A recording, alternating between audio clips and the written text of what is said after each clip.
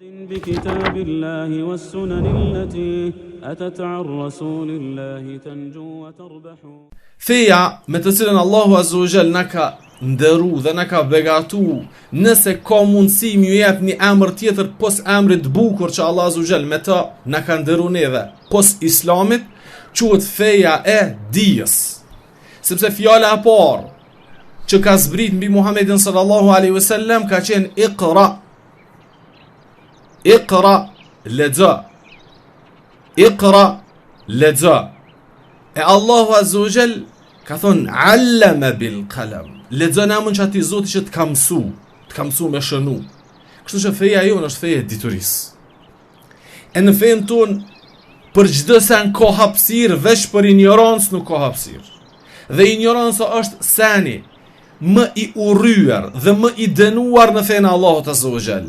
Qoftë ignoranca në besim, qoftë ignoranca në fjalë, qoftë ignoranca në vepra.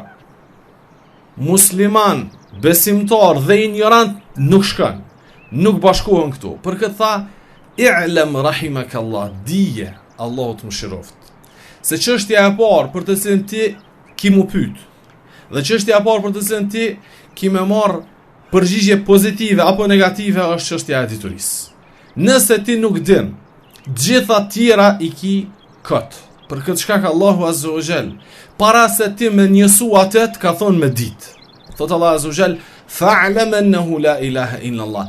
Dije se nuk ka kush meriton mu adhuru me të drejtë posa Allah Azza wa Jall. Kanë thonë ulemoja, këtu Allahu Azza wa Jall në këtë ajet të surës Muhammed i ka parapri edhe tauhidit me dije, sepse shumë njerëz mirërisht që ne i shohim, të cilët ndoshta edhe shqiptojnë fjalën la ilaha illallah, ndoshta edhe mendojnë se janë të devotshëm përmes shqiptimit të kësaj fjale, ata realisht nuk e dinë se çka shqiptojnë. Për shkak se e thon fjalën la ilaha illallah duke mos ja ditë kuptimin. E thon fjalën la ilaha illallah duke i shkel dispozitat dhe normat e fjalës la ilaha illallah. E thon fjalën la ilaha illallah dhe krejt veprimtaria e tonë pas asaj fjale është në të kundërtën e fjalës la ilaha illallah.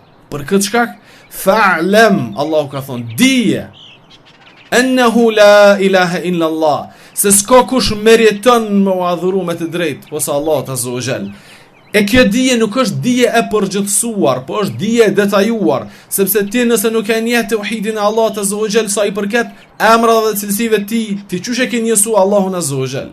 Kur nuk e din tauhidin se Allah Azza wa Jall është i vetmi që ka kriju, dhe i vetmi që mbikëqyr, dhe i vetmi që sundon, dhe i vetmi që vendos ligje dhe të tjera, çush e ke njësu në rububia Allahun Azza wa Jall? Nëse ti nuk e din tauhid al-uluhiyya, se çka është adhurimi dhe kujt i dedikohet adhurimi dhe cilat janë shkeljet në adhurim që i kryen Allahut Azza wa Jall, duke i drejtuar lloje të ndryshme të adhurimeve dikujt tjetër posa Allahut Azza wa Jall, atëherë ti çfarë shahadeti i ke thon? Ku është dëshmia la ilaha illallah kur ti nuk i din këtu? Kujt i kryen punë fjala la ilaha illallah në momentin kur ai nuk e din se çka është fjala la ilaha illallah? Për këtë shkak fa'lam, dije. E obligimi i parë, siç kanë thënë dietarët, është el-ilm, dituria.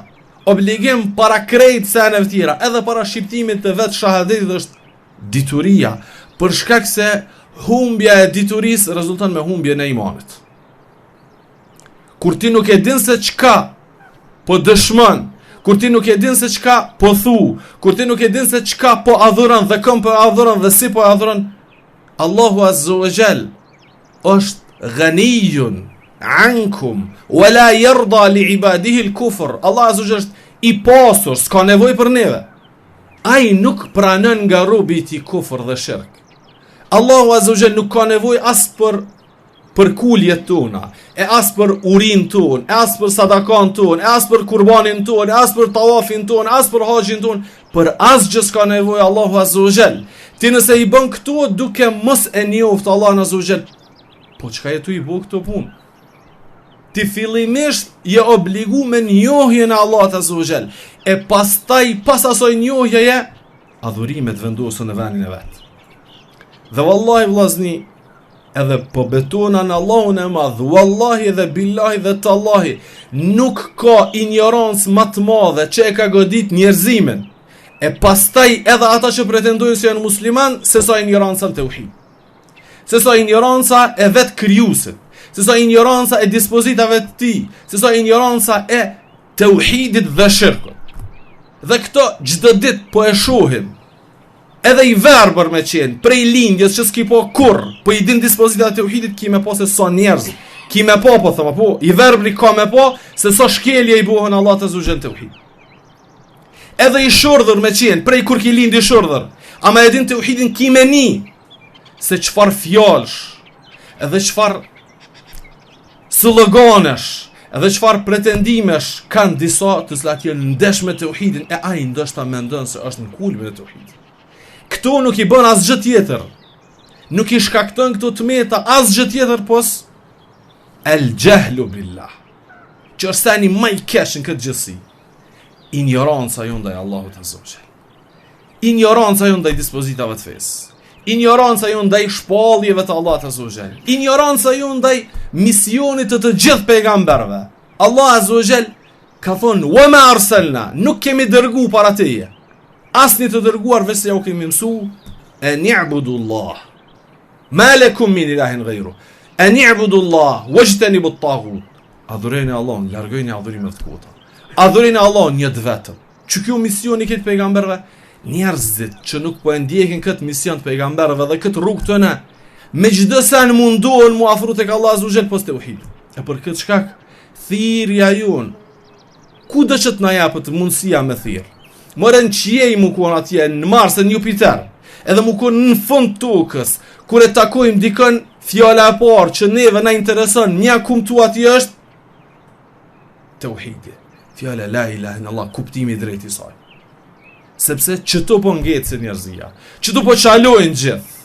Zënë e tjera ka hapësir për ignorancë po them. Ama çto nuk ka hapësir për ignorancë.